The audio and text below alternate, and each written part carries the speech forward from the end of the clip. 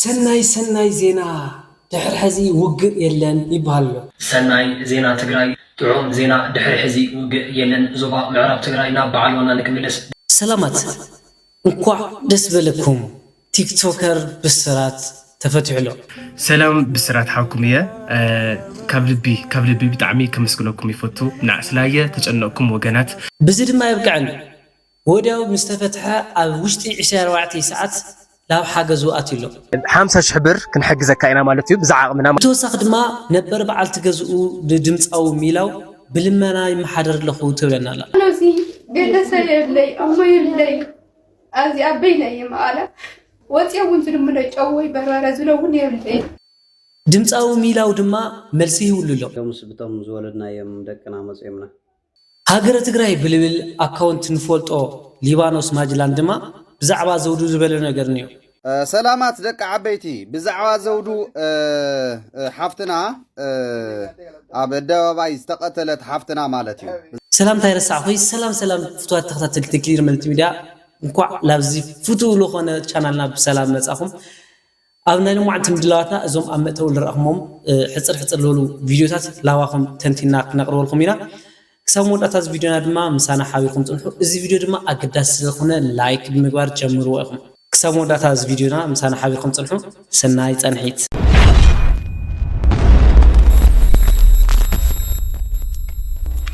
እሽሞ ፍትዋት ተኸታተልቲ ከምቲ ኣብ መእተው የልረኽቦ ብጣዕሚ ሃገር ሙሉእ ትግራዋይ ሙሉእ ደስ ለብል ዜና ዝተሰምዐ ቲክቶከር ብስራት ኣብ ውሽጢ 24 ሰዓት ከምል ተፈትሐ እዩ ትግራዋይ ሓደ ተኾይኑ ክንምንታይ ለኣክል ድምፂ ከም ዘለዎ ማርአይዎ ብስራት ተፈትሐን ይኹይሉ ለውፅኦ ቪድዮ ተስማዕኩም ሰላም ብስራት ሓኩም እየ ካብ ልቢ ብጣዕሚ ከመስግነኩም ይፈቱ ናዕስላየ ተጨነቅኩም ወገናት ልደወልኩም ለይ ልፅሓፍኩም ለይ ከምኡውን ኣብ ሚድያ እውን ናዛረብኩም ናፅሓፍኩም ዝነበርኩም ኣሕዋተይ ንብምልአኹም ካብ ልቢ እየ ለመስግን ያው ተፈትሐ እኒአኹ ኣብ ዝቕፅል ብሰላም የራኸበና ናይ ፈጣሪ ፍቃድ ኮይኑ እውን ኣብ ዝቕፅል ብፅቡቕ ክንመፂና ብፅቡቕ ክንራኸብ ኢና ለተስፋ ገብር ኣሕዋተይ ንብምልአኹም ካብ ልቢ እየ ለመስግን ክብረት ይሃበለይ ከምቲ ሰማዕኹም ሞ ብስራት ያው ብጣዕሚ ንፎቶ ሩህሩህ ለብዙሓት ፀገሙ ወገናትና ልበፅሕ እዩ ሞ ብስራት ሓውና ያው እንኳዕ ተፈታሕካ ብጣዕሚ እዩ ደስ ኢልና ብዙሕ ሰብ ብጣዕሚ ደስኡ ላገለፀ ልርከብና ኣብ ሓጭር ግዜ ብምፍታሕካ ድማ ብጣዕሚ ሰብ ብጣዕሚ ተጨኒቑ ነይሩ ኣብ ሓጭር ግዜ ብምፍታሕካ ድማ ደስ ኢልና እዩ እዚ ተኣሳሲሉ ድማ ብስራት ኣብ 24 ሰዓት ኣብ ለይመልአ ተፈትሑ 24 ሰዓት ኣብ ለይመልአ ድማ ላብ ሰብኣ ሓገዙ ኣትዩ እሞ እስኪ ዘን ቪዲዮታት ትጋብዙኩም 50,000 ብር ክንሕግዘካ ኢና ማለት እዩ ብዛዓቕምና ማለት ሰላማት ኣሕዋተይ ኣብ መላእ ዓለም ዘለኹም ተጋሩ ከምኡ ድማ ኣብ ማሕበራዊ ሚድያ ተጠቀምቲ ሓውና ኪንጎ ኣብ ከቢድ ፀገም ኣብ ከቢድ ሽግር ይርከብ ንባዕሉ ክሕከም ኢሉ ድማ እቲ ዘውፅኦ ዕፃ ምንም ክሳኽዕሉ ዘይከኣለ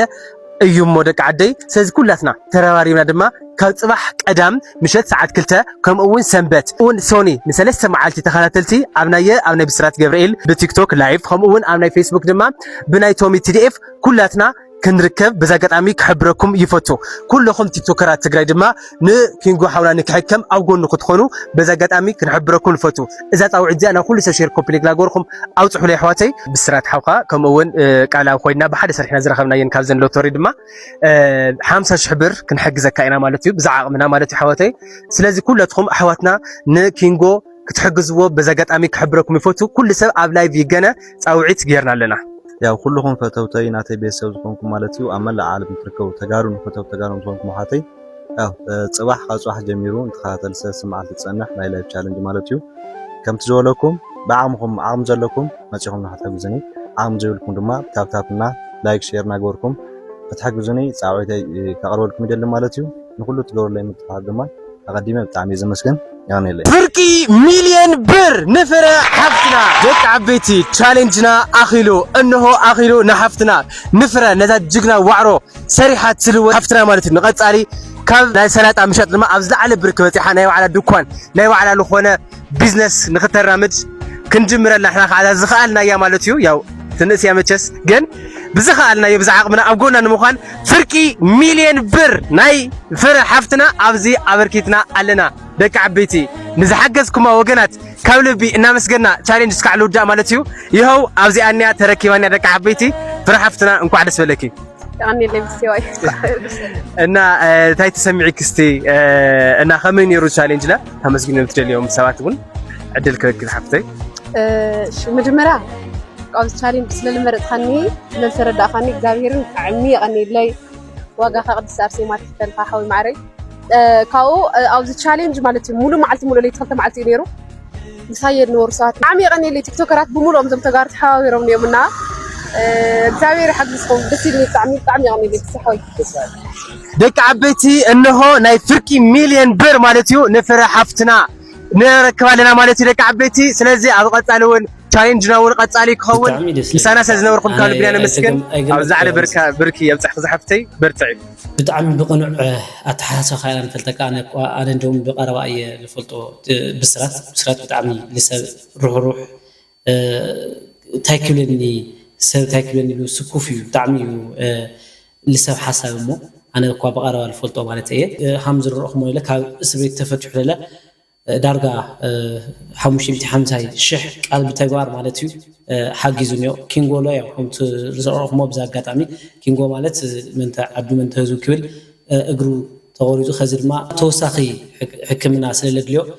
عمي عوي حاجه سللدليو ياو حاجزو وقت قدم سنبتي تيك توك لايف انينا يولو بسرات او بسرات غزا مالتي اتيكم حاجزو كبل يدلي ياو بسرات كن بمفتحها بتعمي دسيلنا بالغزل بتعنتو منغستي امريكا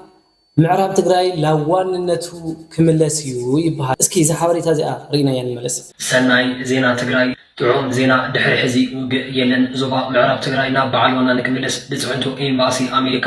ብሙሉእ መንግስቲ ፌደራል ከም ዝፈቐደ ሓበሬታታት ኣሙፃ ይርከቡ ካብ ሞራላዊ ፅዕንቶን ስጋኣት ኩናት ወፂና ናብ ዕለታዊ ስራሕና ንወፍረሉ ሰላም ዝስዕረሉ ግዜ እናመፀ ይመስል ሰናይ ፍፃመ ይግበሮ መሊኡ ሰላም ፍቕሪ ይግበረልና ተጀሚሩ ዘሎ ናይ ሰላም ኣየር ፍፁም ይግበሮ أتا إخواني أملاك أوزا أمريكا تبال عدد قديم حادرو لا تقرأنا المسألة بتعمي سنة زينا بتعمي دسلو زينا كسب هذه صبغ زينا كم سمع على تقرأنا بتعمي بزح عمتات غيرنا أنا مو إخواني أملاكنا إذا حضرت هذه تجواراوي كون سنة فقارو يخون لنا بالغزل جمس أوي ميلاو أو لمنا أو دقني تولع ناي مجمرة بعال تجزء أدرو خل تدقو مالتي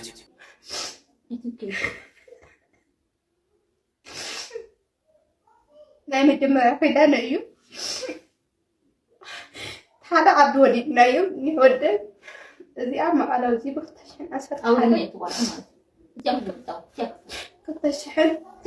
ዓሰርተ ናብዚ መፅአን መቐለን ሒዛ ካብኡ እዚኣ እዚ ወዲደያ እንተቐለ ሒዘና ኣለኹ እዚ እናኸኮኩና ኣለኹ ናብራ ኣብ ርእሰይ ኣብ ቃል ኪዳነ ኣብ ርእሰይ سبيت دريو تمرع عادشين دحين تمرعو عادي سوا فايدو أنا سيوهم كن ممسية خداني تنسنتي خلي أيوهم كن على وعن حدار نيرنايو وعن حدار نيرنايو مرعى بدم بينا تمرعنا ولا أنا يكلم دعوهم بس ولا عصر جديش عملنا له يو تمرعني فسيدني مالتيو قالوا زي قلت سيبلي أمي يبلي أزي أبينا يا مالا وتيوم تلمنا جوي برا زلون يبلي قاعد حرم كده ديزي أنا تازي تفكروا تمرعوا خبيز السوق يوت مرجعي يوت خمس أنا طريق اليوم إيه قداس كداني فرحان كان أي كان كداني أسير وزعنا كان أي كان كداني أرس كداني سي كداني تمرعو زي فلطوا مجمري مثلا أنا أقول مجمر وكل 10 شديش عملنا له تمرعني أزي أرس سينا كله قل أزم قل عزي فريدم كلام زبال بابا حاسة كشن كيت قلعم أيتم هالكون قلت أيتم هالكون أفتز مرة لساعات تمرعي ليس لسه تمرعي أنا حاسة كوزو البابا ده ما زي ول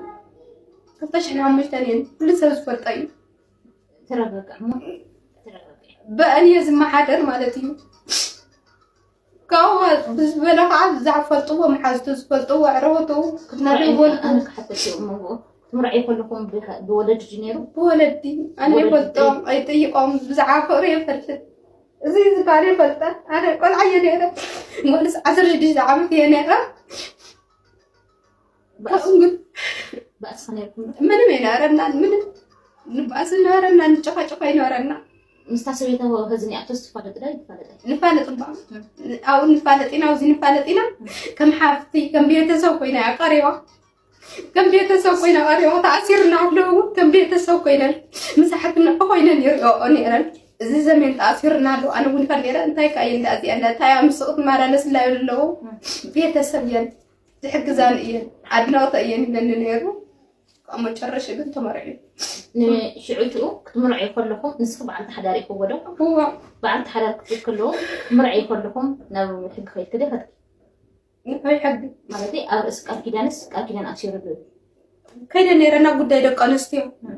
كيدا قلنا دي سوا أي خير كأوسط تايدناني عرفت سفلت وزا خوابي تازلوا مندر تازلوا قبلية انتاي كم تبهالم سنة شكر يودني لناني ماني نقرن من مو نقرني عاوزي يساوي بلي حاوي بلي من مو نقرني عاوزي كن أنا كن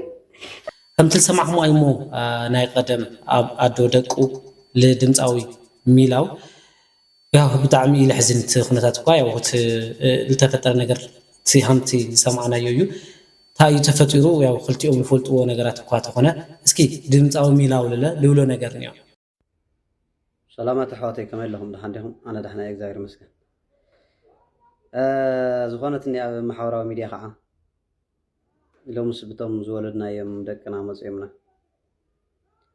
ዝሮዝሮ እቶም ማሕበራዊ ሚድያ ወፅኦም ዘለዉ ደቀ እዮም ደቂ ዓበይቲ ትክክል ደቀ እዮም ደቀይ ስለዝኾነ ከዓነ ንደቀይ ዘድሊ ነገር ይገብር ኣለኹ ንደቀይስ ዘድሊ ነገር ካብ ሙላው ተስፋይ ናብ ንጉስ ትኽእሉ ኣብ ወርሒ ልዕሊ ክንደይ ቅርሺ ከም ዝኣቱ ከይድኩም ቸክ ምግባር ትኽእሉ ኢኹም ፀገም ይብሉ ገይረ ክብል ደልየ ይኮንኩም ምክንያቱ ተገበርኩን ደቀ እዩ ንማንም ይኮነን ዝበሃል ዘሎ ግን ካብ ሓቂ ወፃኢ ምዃኑ ክትፈልጡ ስለ ዘለኩም እየ ዝነግረኩም ኣለኹ ደቂ ዓበይቲ ካብ ሓቂ ወፃኢ እዩ ናይ ፀላእቲ ሽርሒ እዩ በቃ ንሚላው እንታይ ጌርና ወይ ብኸመይ ምፅና ነስኩን ነሸብሮ እዩ እምበር ደቀይ ባዕለይ የምህር ደቀይ ባዕለይ ይቐልብ ገዛ ክራይ ባዕለይ ይኸፍል ደቀይ ስለ ዝኾኑ ማለት እዩ እሳቶም ቆልዑ እዮም ምንም ኣይፈልጡ ንዕኡቶ እንተኢላቶም ከኣትዉ እዮም ናብዚ ደልየቶ ከኣትዉ እዮም ቆልዑ እዮም ንሱ ወዲ 9 ዓመት እዩ ንሳ ጓል 6 ዓመት እያ حقهم يوم قلعي منهم قرأ يقول أبنا كوزي يقبر يقول قانا قلعي نما نمي لازم يكونت ندك إلى يجنس قرأ كامولا وتصفين هذا نجس تدخلوا زا أتقر شو رحيد على خندي مخانو جن مر قاسي كالي نتوم صبوق الزارو نتوم صبوق زحسو سوات يزواج اللهم بر توم حماق الزجور سوات وردي أجندو زمشو سلازو خانة منهم أيقد شن بسرون كسمعوا هنا يدل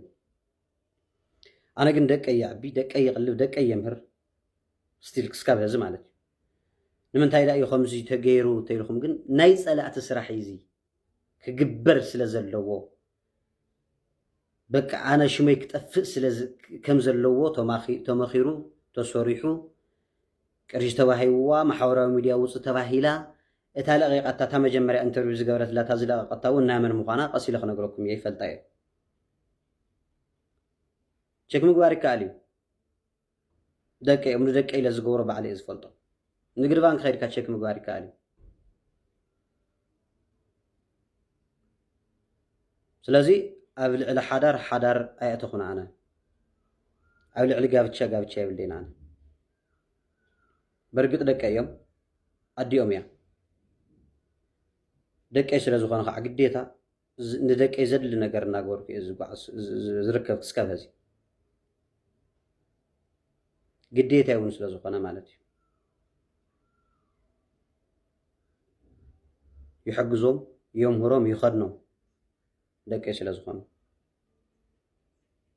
الساقن بعد حضاري كانت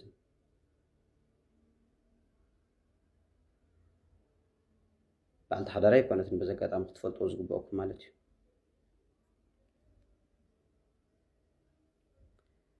قول عقن وليدنا هنا ቆልዑ ሊድና ኢና ደቀ እዮም እዚ ነገር እዚ ክግበር ምዃኑ ዘይተረድአኒ እምበር ናተይ ኣካውንት ኣክቲቭ ስለ ዘይኮነ ናብ ትርሓስ በሪሁ ዝብል ኣካውንት ክበካ እየ ናብኡ ኢኻ ኣታዊ ትገብረለይ ተዋሂዶ ዝወርሑ እዚ ከምኡ ኢላትን ዘመቻ እዚ ክካየድ ምዃኑ ይተረድአኒ ኣነ እሺ ኢለ ናብ ትርሓስ በሪሁ ዘለኒ ዝኽእሉ ኣታዊ እናገበርኩ ተለይልኩም ከቕርበልኩም ይኽእል እየ ፍታ ወርሒ እዚኣ ዝኣተየ ቃልሺ እንኳንስ ውሕዱ ይኾነ ግን ደቀይ ስለ ዝኾኑ ኣይደለኹን ነይረ በቃ እቶም ፀላእቲ እዮም ናብዚ እትዮምን እኒአው ኣቱም ፈተውቲ እየ ከርድአኩም ደልየ መፅየ ክትፈልጥዎ ስለ ዝደለኹ እዮም መፅየ እምበር ኣነሲ ንማንም ኢሉ ይኾነ ንደቀይ ኢለ እየ ዝገብሮ ኣለኹ ኣነ ደቀ እዮ በዓልቲ ሓዳር ግን ኣይኮነትን በዚ ኣጋጣሚ ኣብ ልዕሊ ጋብቻ ኣይደረብኩን ኣብ ልዕሊ ሓዳር ኣይእተኹን ትፈልጥ እያ ቤተሰብና ይፈልጥ እዩ ቤተሰብ ኣይፈልጡ እዮም ፈትያ ካብ ንፈላለ 6 ዓመትና ጌርና ኢና ድሕሪ 6 ዓመት እያ ኣነ ሓዳር ናብ ምምስራት ወይ ንኣይ ትመስል ናብ መሓዝ ኣትየ ካብኡ እንታይ ክገብር ኣነ ፀላ እዩ መቸም ግዴታ እዩ ፀላ እዩ ብዝደለዮ ብዝረኸቦ ቦታ እዩ ዝኾነ ቀዳዳ እንተረኺቡ ብቀዳዳ ከኣቱ ዝኽእል በዛ ኣጋጣሚ ቶም ደቀይ በዛ ኣጋጣሚ ክነግረኩም ዝደሊ ኣሕዋት ወይ ወለደይ ወይ ኣሕዋተይ ቶም ደቀይ ካባይ ታምሳይ ዘላ ትፈትዎ ካባይ ንላዕልሲ ታምሳይኒ በዓልቲ ሓዳረይ ታ በዓልቲ ጋብቻይ ምሳይኒ ኣንሳ ትፈትዎም ቶም ደቀይ ምክንያቱ ደቀይ ምዃኖም ስለ ዝፈልጥ ወይ ከዓ ኣፍሊጠ ስለ ዝኣተኹ ማለት እዩ ንሳ ትፈትዎ ካባይ ንሳ ትገብረሎም እዩ ዝበዝሕ ግን ደቀይ ስለ ዝኾኑ ፅባሕ ንግሆ ኣቦይ ክውሉኒ ስለ ዝኾነ ኣነ እውን ደቀይ ስለ ዝብሎም ናይ ውልድን ወላድን ስራሕ እናስራሕኩ ይኸድ ኣለኹ እየ ከምዚ ገይረ እየ እዚ እየ ክብል የደልን ናተይ ደቀይ ስለ ዝኾኑ ግዴታይ ስለ ዝኾነ ግን ፀላእቲ ብደስ ዝበሎም ነገር ኣትዮም ሙስኳን ኣውዮም ብቶም ዘወለድኩም ብደቀይ መፅዮም ይምፁ ፀገም የለን ሚላው ኣንተ ሓማቕ ኢልካን ዘይኮነ ክናደድ ወይ ከዓ ኢልክን ዘይኮነ ክናደድ ፅቡቕ ምዃነይ ስለ ዝፈልጥ ተረጋጊዐ ዝጓዓዝ ኣነ ድምፃዊ ሚላው ኣነ ኣብ ልዕሊ ሓዳር ኣይገበርኩን ፎቲና ተፈላለዩና 6 ዓመትና ኢና ጌርና እይሉ ኣሎ ስለዚ ኣነ ብግለይ ሓሳብ ሃብተ ኢልኩምኒ ቅድሚ ሕዚ ክሳብ ሕዚ 6 ዓመት ሙሉእ ኣበይ ነይራ እዛ ሓፍትና እንታይ ኮይና ጠየቐት ከዚ ተፀጊማ ትኾን ትኽእል እያ ብሓቂ ግን ብሓቂ ተተፀጊማ ለለ ናብ ሚድያ ዶ ክወፅእ ይግብኦ ነይሩ ማለት እሱ ለኣቦ ቆልዑ እዩ እቶም ቆልዑ ኣቦ እኔና ይብሉ እዮም እንወለኒና ይብሉ እዮም ስለዚ ብክልቲኦም ማዕረድ ከይርኢ ይኽእሉ እዮም ምንኦም ስለተባፅሖምና እሱ ለግን ሰሪሑ ቅርሺ ልልእ ክሎ ተኮይኑ ንኣሰተናእሰ ሸማግለታት ጌርካ ዶ መፍትሕ ኣይተኽኣለ ነይሩ ብልቕፅል ለለ እታ ኸዚ ለላ በዓልቲ ሓዳሩ እንታይ ክስማዕ ኢልካ ለምሕሳብ ፅቡቕ እዩ ምክንያቱም ሰብ ኮይኑ ይጋነ ይፋተ ይፈላለ ተፋትዩ ለ ይቕፅል ሓደ ይሞት እዩ እሞ ኣብዚ ዓለም እስካዕ ለለና ድረስ ዝተፈላለየ ዓይነት ናብራ እዩ እሞ ኣሚንና ንቕበል እኒኢልና ስለዚ እዚ ብቐሊሉ ክስተኻኸል ግብኦ እዩ ቼክ ግበሩ እቲ ቅርሺ ለይብሎ ቼክ ጌርካ ናቱ ጥፋት ተኮይንለ ናቱ እዩ ክበሃል ናታ ተኮይንለ ያው ናታ ኦልሬዲ ጥፋት ለይብሉ ሰብ የለ ስለዚ ሽማግለ ኣትይዎ ተትረዳድኡ ባህላ እየ ሃገረ ትግራይ ብልብል ቲክቶክ ኣካውንት ንፈልጦ ሊባኖስ ማጅላን ዝበሃል ድማ ዘውዱ ፍትሒ ይግባኣ ይብል ሰላማት ደቂ ዓበይቲ ብዛዕባ ዘውዱ ሓፍትና ኣብ ኣደባባይ ዝተቐተለት ሓፍትና ማለት እዩ ብዛዕባ ንሳ ክዛረብ እየ መፅሎም መዓንቲ ሕጂ ማለት እዩ ኣጋጣሚ ኣነ ኣብ ሚድያ ኣብ ገለ እናተዘዋወረ ርእዮ ስለዚ ብዛዕባ እዚኣ ክዛረብ ደልየ ስለ ዝመፃኹ ብፅሞና እዚ ናብ ዝምልከቶ ኣካል ክተውፅሑለይ ናው ዝምልከታ ኣካሉን ክሰምዑ ዘለዎ ጉዳይ ስለ ዝኾነ ማለት እዩ ኩሉ ክሰምዑ ስለ ዘለዎ እዚ ምናልባት ብፖለቲካ ተሓሓይስኩም እዞም ከምዚ ዶ እዞም ገለዶ ሕወሓት ዶ ገለ ኢልኩም ትዛረቡ ሰባት ብደንቢ እዚ ናይ ፖለቲካ ጉዳይ ኮነን እዚ ናይ ግሊ ወንጀል እዩ እዚ ወንጀል እዚ ከዓኒ እቲ ወንጀል ዝፈጸመ ኣካል ፍርዲ ክረክብ እቲ ዝተበደለ ኣካል ከዓ ፍትሒ ክረክብ እዚ ናይ መንግስቲ ኣካልና ኣብኡ ዘለኹም ሓውራት ናይ ቤት ፍርዲ ናይ ካሊእ ዕቃቢ ሕጊ ዘለኹም ኣብኡ ብሓፈሻ ማለት እዩ ከምዚ ዓይነት ስራሕቲ እንተሃልዩውን ደስ ስለ ዘይብል ማለት እዩ ምናልባት ናይቲ ቀታሊ ተባሂሉ ተጠርጢሩ ዲ ዋላ ተፈረዶ ፍርዲ እና ሕጂ ነፃ ዝተዋሃለሉ ምክንያት ካሊእ መረዳዳእታት ወይ ካሊእ ቋንቋት እዚ ሃለዎ ማለት እዩ ስለዚ ኣነ ክብል ዝደለኹ መጀመርያ ተፈሪድዎ ሰሚዐ ኦረዲ ማለት እዩ ሕጂ ግን ነፃ ተዋሂሉ ምክንያቱ እዚ ናይ ፖለቲካ ጨዋታ ስለ ዝጫወትሉ ዘለው ጸላእትና እውን ማለት እዩ ስለዚ ንምንታይ ከዩ ማለት ወዲ ኮነሬል ወዲ ጀነራል ወዲ ግዛዕ ወዲ ገለ እንታይ ማለት እዩ መን ወዲ ጀነራል ወዲ ኮነሬል ስለ ዝኾነ ክፍታሕ ወይ ክእሰር ነፃ ክበሃል ሓቂ እዚ እንተ ኮይኑ ትክክለኛ እዚ ነገር እዚ ቀቲሉ ትክክለኛ ተረጋገፀ ቀቲሉ ሞ እንደገና ከምዚ ጌርኩም ነፃ ኢልኩም ሰደድኩም ሰብ እንተሃልዩ ከምዚ ጌርኩም እንተ ኮይንኩም ናይ በሓቂ በቃ ትግራይሲ ምምሕዳር የለን ፍትሕ የለን ማለት እዩ በሓቂ ማለት እዩ ስለዚ ኣብዚኣ ዘለኹም ኣካላት ናብ ኩሉ ኣውፅሕዋ ናብ ኩሉ ኣውፅሕዋ ናብቲ መንግስቲ ኣውፅሕዎ እዚ ምክንያቱ ክንደይ ብውሽጢ ውሽጢ ዝሰርሑ ብዕልጓት ረስሓት ኮነሬላት ኹን ጀነራላት ኹን ስለ ዘለዉ ማለት እዩ ክንደይ ብቡድን ዝተመስረተ ረስሕ ኣብቲ ውዳበ ሃሉ ክንደይ ድቃሉ ስለ ዘለዎ ኣብቲ ውሽጢ ነዚኦም ክተውፅሕሎም ኣለኩም ከምዚ ዓይነት ድቃላ ዝኾነ መራርሓ ክህልየውልን ወዲ ጀነራል ናይ ጀነራል ዓሌት ናይ ኮነሬል ዓሌት ዝበሃል ኣይሰርሕን ኣብ ትግራይ ኣብ ሕገ መንግስቲ ትግራይ ማለት እዩ ኣይሰርሕን ኣውፅሕዎም ናብታ ትክክለኛ እዚ ሰብ እዚ ቀቲሉ ተኮይኑ በቃ በታ ዝተፈረደታ ፍርዱ ክረክብ ኣለዎ ፍትሒ ክረክብ ኣለዎ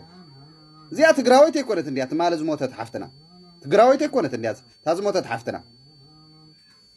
ስለዚ ኣብ ሚድያ ስምዒታት ይፍጠር ኣሎ እዚኣ መንግስቲ ትግራይ ቶሎ ኢልካ እዛ ነገር እዚኣ መዕለብ ገበሩላ ካሊእ ተፅዕኖታት ይኽመፅእ أنت سمعهم ويمو يا فتحي أو تجراي فتحي كابل طفء بتاعم بزوح غيره يو سرعات يلي اللي بنت بزحو ليوال نقصلو تي تبدالي يجقونلو ساعات ينونا تي سرعات بيزاهم استخلو ليفل طرعانات بتاعم بزوح ينو أمودات هذا ما فتوى تخاتلتي منقسط فيدرال أمرارها حوحات خسيسلو إذا خصيت تاي مثل لاهم قابزة أنا مدلواتي بزي كتغلل كساب هزي مسايسل تراهم بتعمي لمسكن أم مدلواتنا لكم حساب رؤيتو دما أو كومنت رمضناكم إذا فيديو دما لعمل العالم بصح لايك ورواكم أغطالي بخالي مدلوات كساب نقانا سنايت الحلي በመቶ ሺዎች የሚቆጠሩ እናቶች እንባቸው ሳይደርቅ በጦርነቱ ሳቢያ የቀለሙት የትግራይ ተራሮች ገና አረንጓዴ ሳይለብሱ እንደዚሁም በትግራይ ምድር ላይ የሰላም ጭላንጭል መታየት በጀመረ ማግስት እንዴት ያለ ድፍረት ነው በድጋሚ የጦርነትን ከበሮ ለመምታት መሞከር የፕሪቶሪያው ስምምነት ለትግራይ ህዝብ የትንፋሽ ማግኛ ብቻ ሳይሆን ወደ መደበኛ ህይወት ለመመለስ የተዘረጋ ብቸኛ ድልድይ መሆኑ እየታወቀ ይህንን ድልድይ ሰብሮ ወደ ገደል ለመግባት መፈለግ ምን ይባል ይሆን ዛሬ የምንጠይቀው ጥያቄ ግልጽ ነው ቆሞ ቀሩ የህወሓት ቡድን ከታሪክ መማር የማይችል አላዋቂ ወይንስ የትግራይን ህዝብ ለስልጣን ቁማር ሲል በድጋሜ ለመገበር የወሰነ ጨካኝ ቆይታችን በትንታኔ ይመለከተዋል አብራችሁን ዝለቁ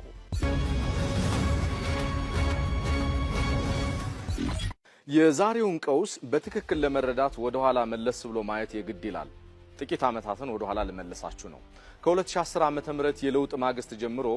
በጠቅላይ ሚኒስትር አብይ አህመድ የሚመራው መንግስት የሰላም እጁን ሲዘረጋ ህወሓት ግን ከኔ በቀር ላሳር በሚል እብሪት ወደ መቀሌ ያፈገፈገ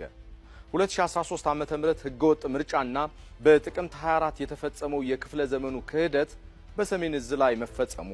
ክልሉን ለሁለት ዓመታት ወደ ፈጀ አውዳሚ ጦርነት ከተተው ይህ ጦርነት ታዲያ በትግራይ ላይ ያደረሰው ቁስል ገና አልሻረም። ሆኖም የፌዴራሉ መንግስት ለሰላም ቅድሚያ በመስጠት በጥቅምት 2015 ዓ.ም በደቡብ አፍሪካ ፕሪቶሪያ ከተማ የሰላም ስምምነቱን ፈረመ። ይህ ስምምነት ተራ ወረቀት አልነበረም። የትግራይን ህዝብ ወደ ህይወት የመለሰ ትልቅ የዲፕሎማሲ ስኬት እንጂ። ባለፉት 2 ዓመታት ማለትም ከ2015 እስከ 2017 ዓ.ም ስምምነቱ ተግባራዊ መሆን ከጀመረ ወዲህ የትግራይ ህዝብ ዳግም የቀመሳቸውን የሰላም ትሩፋቶች ቀላል አይደሉም ነበር። በመሰረታዊ አገልግሎቶች ረገድ የኤሌክትሪክ፣ የባንክና የቴሌኮም አገልግሎቶች በሁሉም ከተሞች ተጀምረዋል። በትራንስፖርት ዘርፉ የኢትዮጵያ አየር መንገድ ወደ መቀሌ 9 ጊዜ በቀን ወደ ሽሬ ደግሞ በቀን 3 ጊዜ በረራዎችን በማድረግ ክልሉን ከዓለም ጋር አገናኝቷል። በእርግጥም በኢኮኖሚው ዘርፍም አስደናቂ ለውጦች ታይተዋል። 217 ፋብሪካዎች ወደ ስራ ተመልሰዋል። የንግድ እንቅስቃሴዎችም ነፍስ ዘርተዋል። ሰብአዊ ድጋፍን በተመለከተ ደግሞ ከ7 ሚሊዮን በላይ ለሚሆኑ ዜጎች ያልተገደበ እርዳታ እንዲዳረስ ተደርጓል። በፖለቲካውም ረገድ ቁሞ ቀሩ የህወሓት ቡድን ከአሸባሪነት ዝርዝር ተሰርዞ ጊዜያዊ አስተዳደር እንዲቋቋም በመደረጉ ክልሉ ወደ ፌዴራል መዋቅር እንዲመለስም መንገድ ተከፍቶለት ነበረ። ይህ ሁሉ ተስፋ ግን ዛሬ በህገ ወጡ የህወሓት ቡድን የእውር ድንበር አካሄድ አደጋ ላይ ወድቋል። በአንድ በኩል በጊዜያዊ አስተዳደሩ ፕሬዝዳንት ሌተናል ጄኔራል ታደሰ ወረደ የሚመራውና ለስምምነቱ ተገዢ የሆነው ጎራ ሲኖር፣ በሌላ በኩል ደግሞ በዶክተር ደብረጽዮን ገብረ ሚካኤል የሚመራው ቁሞ ቀሩ ቡድን ይገኛል። ይህ ቡድን ስምምነቱን ለድርጅቱ የበላይነት እንደ ስጋት በመቁጠሩ ህገወጥ ጉባኤ በማካሄድ የጊዜያዊ አስተዳደሩ ስራ ላይ እንቅፋት ሲፈጥር እየከፋፈለ ሲያገልም ቆይቷል። ይህ የስልጣን ሽሚያ ታዲያ በክልሉ ውስጥ የመፈንቅለ መንግስት ስጋትን በማንገስ ህዝቡን በድጋሜ ለውጥረት ሲዳርገው ከርሟል። ይህ ህገወጥ አካሄድና ውሳኔ ዛሬ ላይ ወደ ሌላ መዘዝም ተሸጋግሯል። ጥቂቶቹን እንመልከታቸው። አሁንም በሚያዝያ 2018 ዓ.ም ወይ ደግሞ በፈረንጆቹ 2026 የቁሞ ቀሩ ህወሓት ቡድን ማዕከላዊ ኮሚቴ ያሳለፈው ውሳኔ እጅግ አሳፋሪና አደገኛም ነው። ወደ 2013 ዓመተ ምህረት መዋቅር እንመለሳለን የሚለው ድምዳሜ የፕሪቶሪያውን ስምምነት በይፋ የመካድ እርምጃም ጭምር ነው። ይህ ውሳኔ 4 ዋና የህግ ቀውሶችን ይዞ መጥቷል። የመጀመሪያው የፕሪቶሪያው ስምምነትን መጣስ ነው። ስምምነቱ የሚያውቀው አካታች ጊዜያዊ አስተዳደርን እንጂ በጨበራ ምርጫ ተቋቁም ያለው ብሎ ኋላ በስምምነት የፈረሰውንና በፌዴራሉ መንግስት እውቅና ያልነበረውን የቀድሞ መዋቅር አይደለም። ሁለተኛው በክልል ውስጥ ህገ መንግስታዊ ቀውስን የሚያዋልድ ነው። 2013 ዓ.ም ምርጫ በፌዴሬሽን ምክር ቤት ውድቅ የተደረገ በመሆኑ ወደዚያ እመለሳለሁ ማለት በሀገሪቱ ህገ መንግስት ላይ በይፋ ማመጽ ነው። ሶስተኛው የጊዜያዊ አስተዳደሩን ህጋዊነት መጋፋት ነው። ይህ እርምጃ በክልል ውስጥ 2 ተፎካካሪ አካላት እንዲፈጠሩ በማድረግ ወደ እርስ በርስ ትርምስ የሚያመራ ነው። አራተኛው የቡድኑን ህጋዊ ሰውነት አለመኖርን የዘነጋ ውሳኔና ትንኮሳም ጭምር ነው። የኢትዮጵያ ብሔራዊ ምርጫ ቦርድ በተከተለው ህጋዊ አካሄድ የህወሓትን ህጋዊ ሰውነት በይፋ ሰርዟል። ህጋዊ ሰውነት የሌለው ቡድን ደግሞ በምንም አይነት መመዘኛ መንግስት ሊመሰርት አይችልም። ይህ ቡድን አሁን ለምን እንዲህ አይነት ቀውስ ውስጥ መግባት ፈለገ? ምክንያቱ ግልጽ ነው። በፕሪቶሪያው ስምምነት መሰረት የተቀመጠውን የትጥቅ መፍታት እንደ ሰላም አማራጭ ሳይሆን እንደ ስጋት የመመልከት የተሳሳተ መልከታ ውጤት ነው። ቁሞ ቀሩ የህወሓት ቡድን የታጠቀ ኃይል ከሌለው ከፖለቲካው ሜዳ መወዳደር እንደማይችል ያውቃል። በትጥቅ ኃይል እንጂ በሐሳብ የበላይነት የማያምን በመሆኑ ሁሌም በሰላም ውስጥ ከሚገኙ ትሩፋቶች ይልቅ በቀውስ ውስጥ ስለሚያተርፈው ነገር ላይ ብቻ መቸንከሩን ያሳያል። ቡድኑ ሁሌም ከህግ ተጻራሪ ሆኖ የተፈጠረ በመሆኑ የህግ ተጠያቂነትን ይፈራል። በመሆኑ በጦርነት ለደረሰው ጥፋት የሽግግር ፍትህ ሂደቱ ወደ እነሱ ሊመጣ እንደሚችል ስለሚሰጋም ሂደቱን ለማደናቀፍ ውጥረትን ይፈጥራል። የውስጥ መከፋፈልን ለመሸፈን እንዲቻለውም እዚህ ውሳኔ ላይ ደርሷል። በህዝቡ ዘንድ የተሸረሸረውን ቅቡልነታቸውን ለመመለስ ሲሉ የውጭ ጠላት ወይንም ፌዴራል መንግስት በመፍጠር ህዝቡን በሐሰት ተረክ ለመጠቅለል እያሴሩም ይገኛሉ። ይሁን እንጂ የትግራይ ወጣቶች ዛሬ ነቅተዋል። የድርጅቱ መሪዎች ልጆች በውጭ ሀገር እየተማሩ የደሃ ልጅ ለጦርነት የሚማገድበት ዘመን ማክተሙን ተረድተዋል። የዓለም አቀፍ የስደተኞች ድርጅት ወይንም IOM መረጃ እንደሚያሳየው በፈረንጆቹ 2025 ከምስራቅ መስመር ጅቡቲ፣ የመን ከወጡት ስደተኞች 31 በመቶ የሚሆኑት ከትግራይ የመጡ ናቸው ይላል። የወጣቶች ስራ አጥነት 81 በመቶ በደረሰውና የነገ ተስፋቸው በጨለመበት ሁናቴ 40 በመቶ የሚሆኑት ወጣቶች ስደትን ብቸኛ አማራጭ አድርገውታል። ይህ የሚያሳየው የቁሞ ቀሩ የህወሓት ቡድን በወጣቱ ዘንድ ያለው ቅቡልነት ሙሉ በሙሉ ማጣቱን ጭምር ነው። ቀድሞ በወዶ ገብነት የተዋጉለት የትግራይ ወጣቶች ዛሬ እምቢ ብለዋል። ይህንን ተከትሎም ህገወጡ ቡድን ባወጣው የአራዊት ህግ በርካቶችን እያፈሰ እምቢ ያሉትንም በሞት እንደሚቀጣ በግልጽ ደንግጎ ለትግራይ ወጣቶች አሳር ሆኖባቸዋል። የፌዴራሉ መንግስት እስካሁን ለሰላም ሲል በትዕግስትና በሆደ ሰፊነት ቢጓዝም የቁሞ ቀሩ ቡድን እብሪት ግን ውጤቱ መራራ ሊሆን እንደሚችል ግልጽ ነው። ይህ እርምጃ ከቀጠለ የሚከተሉት ውጤቶች አይቀሬ ይሆናሉ ማለት ነው። ቡድኑ ለአንዴና ለመጨረሻ ጊዜ ወደ ሙሉ የፖለቲካና የህግ ክስረት ይሸጋግራል። በቁሞ ቀሩ የህወሓት ቡድን ሳቢያ በክልሉ የኢኮኖሚ ውድቀት ሊከሰት ይችላል። በጀትና ሰብአዊ ድጋፎች በመስተጓጎላቸው በቡድኑ ምክንያት በክልሉ የተከሰተው ማህበራዊ ቀውስ ወደማይታሰብ ደረጃ ሊያድግ ይችላል። በክልሉ የባሰ ስደትና ተቃውሞ ሊፈጠርም ይችላል። ሰላም ወዳዱ የክልሉ ወጣቶች በቁሞ ቀሩ የህወሓት ቡድን ላይ ያለውን ጥላቻ ወደ ከፍተኛ ደረጃ ተሸጋግሮ በማንኛውም አማራጭ ተጠቅሞ ቡድኑን ሊያስወግዱትም ይችላሉ። ታሪካዊ የኢትዮጵያ ጠላቶች ጫንቃ ላይ ተንጠልጥሎ የሚሰጡትን የከሰረ ምክር ተማምኖ ቁሞ ቀሩ የህወሓት ቡድን እያደረገ ያለው ጉዞ ካለፈው ጥፋት አለመማርን ብቻ ሳይሆን ሆን ብሎ በትግራይ ህዝብ ላይ የተደገሰ የክህደት ድግስ ነው። ሰላም የትግራይ ህዝብ የዘመናት ናፍቆት ነው። ይህ ናፍቆት ደግሞ በጥቂት ግለሰቦች የስልጣን ጥማት ምክንያት እንዲጨነግፍ መፍቀድ የለበትም። የፌዴራሉ መንግስት ህገ መንግስታዊ ስርዓቱን የማስከበር ኃላፊነቱን እየተወጣ የትግራይ ህዝብም ይህንን የጥፋት መንገድ በቃ ሊለው ይገባል።